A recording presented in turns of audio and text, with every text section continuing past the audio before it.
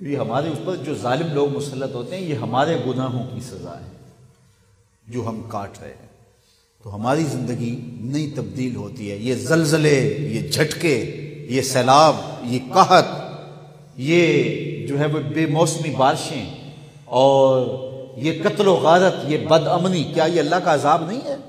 یہ اس کی طرف سے عذاب استیصال نہیں ہے، لیکن جو چھوٹا عذاب ہے یہ نہیں ہے کہ ہم پاکستان میں رہتے ہیں، مسلمانوں کا ملک ہے، لیکن ہمیں مسجد میں نماز پڑھنے کے لیے باہر پہرے دار کھڑا کرنا پڑ رہا ہے۔ یہ ہمارے لیے عزت کا سبب نہیں ہے۔ کبھی سوچیں کہ یہ کتنا اللہ کا عذاب ہے۔ اپنے گھر میں ہم محفوظ نہیں ہیں۔ ہم اپنے گھر کا رات سوتے وقت 3-4 مرتبہ رات کو جو ہے وہ تالا چیک کرتے ہیں کہ اچھی طرح بند ہے۔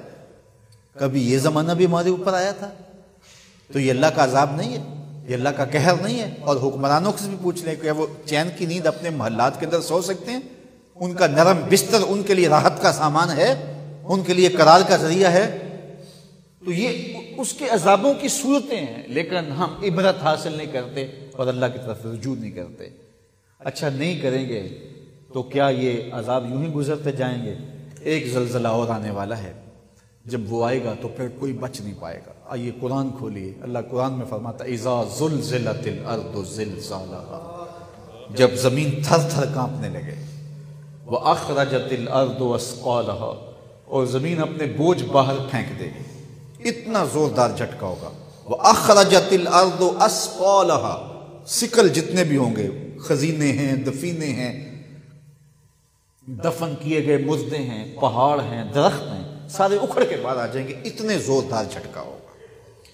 اللہ اکبر۔ وہ سورہ اسرافیل کی آواز ہوگی، جس سے پہلے تو کانوں کے پردے پھٹنے لگیں گے، پھر سینے میں جو ہے وہ دل دہلنے لگیں گے، اور وہ خوف اتنا ہوگا، قرآن سے پوچھئے یوم یجعل الولدان شیبا، اس زلزلے کا، اس کا خوف اتنا ہوگا کہ یوم یجعل الولدان شیبا، اللہ تعالیٰ فرماتا ہے پیدا ہوتا بچہ اس خوف کی وجہ سے اس کے سیاہ بال فوراً سفید ہو جائیں گے۔ اتنا خوف تاریخ، یہ کوئی کہانی نہیں، قصہ نہیں ہے، یہ حقیقت واقعیہ ہے جو قرآن نے بیان کی ہے۔ اب اندازہ کریں وہ کتنا خوف ہوگا۔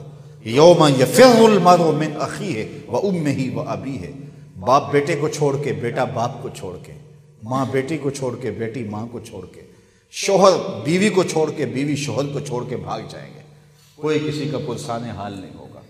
گابن اونٹنی اپنے بچے فوراً جن دیں گی، ان کے حمل ضائع ہو جائیں گے، اتنا خوف ہوگا قیامت کا۔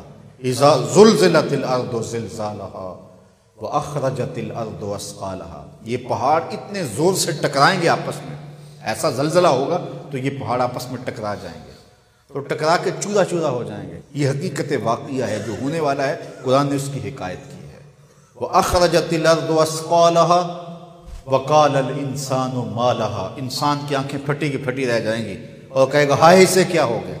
یومئذ تحدث اخبارها، پھر زمین بولنے لگے گی، زمین اس دن خبریں اگلے گی، بتائے گی کہ میرے اوپر کس کس نے کیا کیا جرم کیا۔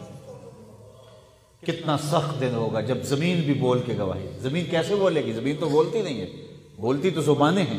اللہ فرماتا ہے بِأَنَّ رَبَّكَ أَوْحَىٰ لَهَا، تیرا رب زمین کو وحی کرے گا کہ زمین بول، زمین بولنے پہ مجبور ہوگی، پھر بتائے گی کون کون میرے پہ دادے عیش دیتا رہا، کس نے کس کی عزت کہاں پامال کی۔ زمین بول کے کہے گا اے داور حشر میرا نام اعمال نہ پوچھ، اس میں کئی پردہ نشینوں کے بھی نام آتے ہیں۔ پھر زمین جو ہے وہ اگلے گی، راز اگلے گی۔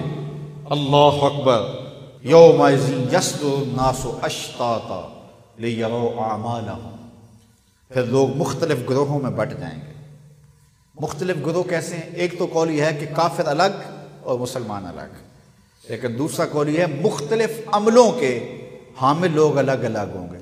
چور الگ ہوں گے، ڈاکو الگ ہوں گے، زانی الگ ہوں گے، شرابی الگ ہوں گے، تہجد گزار الگ ہوں گے، شب زندہ دار الگ ہوں گے، عالم الگ ہوں گے، صوفی الگ ہوں گے، درویش الگ ہوں گے، ٹیکس چور الگ ہوں گے، ملکی خزانے لوٹنے والے الگ ہوں گے، عزتوں کو پامال کرنے والے الگ ہوں گے۔